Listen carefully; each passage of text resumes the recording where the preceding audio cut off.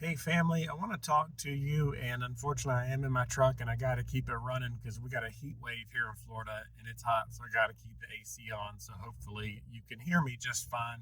And I just got off of a roof, so I don't look as put together as my sister Jennifer, who just posted a video.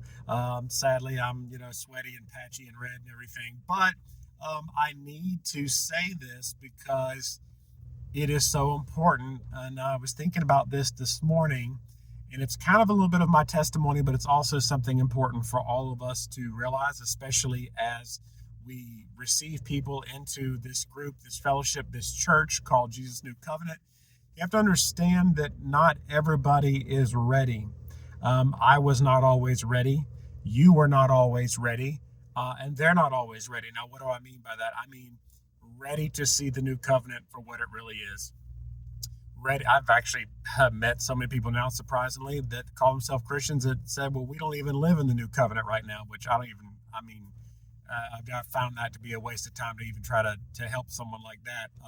But they're not really ready to receive the new covenant as it is. They're not ready to receive grace as it is. They're not ready to receive the love of God as it is. They're not ready to see God as he really is. And they're not ready to see themselves as a child of God the way that God sees them. They're just not ready. And that doesn't make them a bad person, because for a long time you were not ready. And for a long time I was not ready. For 3 decades, almost 4, my feeling of how do I get closer to God and how do I become a better Christian involved a to-do list. And the thing about it, though, was as I was doing that to-do list, I was a pretty good boy as in regards to that to-do list that the church gave me, that religion gave me. But deep in my spirit and deep in my heart, I knew I wasn't any closer to God. I knew I was not any closer to God, but the pastor was telling me that I was, because I was fulfilling this to-do list, which is very old covenant, which is very legalistic, and that's the way I was. But then even though I was a Christian, I was still mixing that type of a mindset in with it, because ultimately I was not ready. And I think about the Bible verse that says, he who has an ear, let him hear. He who has an ear, let him hear. So that doesn't obviously mean that a person that has a physical ear. If you don't have a physical ear, then you can't hear. And it doesn't mean that even someone who has hearing, someone who, as long as you're not deaf, as long as you have hearing, let that person hear. No, we're not talking about that. See, in Jewish culture, when you said, does that person have a good eye? Or does that person have a good ear? That means, does that person have a good eye? Do they have the right type of perspective? And in Jewish culture, if you have a good ear, if you have an ear, that means that you have an ear that is open and that is willing to listen, that is willing to receive a message. So let him who has an ear, let him hear. And so I can't force you to have an ear.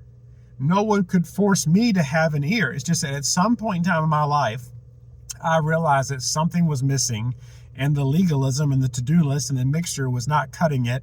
And guess what? I got an ear. I got an ear. And when I got an ear, I heard. And a lot of you here, you're welcome into this church of Jesus New Covenant. If you've got an ear, and if you want to learn and grow in these areas, then you are welcome here. And you are welcome to state your concerns. You are welcome to state your questions. And actually, we're here to work with you through that. But sadly, a lot of times people come on here that don't have an ear, and they have no desire to have the ear. And so all they want to do is not try to learn, not try to actually fellowship and work together and grow together, but they're here to come in and say that we're wrong, and here to challenge the things that we've heard because we have an ear. Well, just like Paul said to many of the churches that he oversaw, we can't let people creep in and do that. I'm sorry. If you have an ear, but you're struggling, we're here to help you. But if you don't have an ear and you're here to convert us, this is a church, and that would not be allowed in any church. And so that's why the admin team works on that here. So I said this to just help you with a lot of things. What is the group for? How does the group operate? What is the admin team and Mark Baker here to do? Well, we're here to do 2 things. We're here to teach those who have an ear, to help those who have an ear, and to take you by the hand and hug you and grow with you, those who have an ear.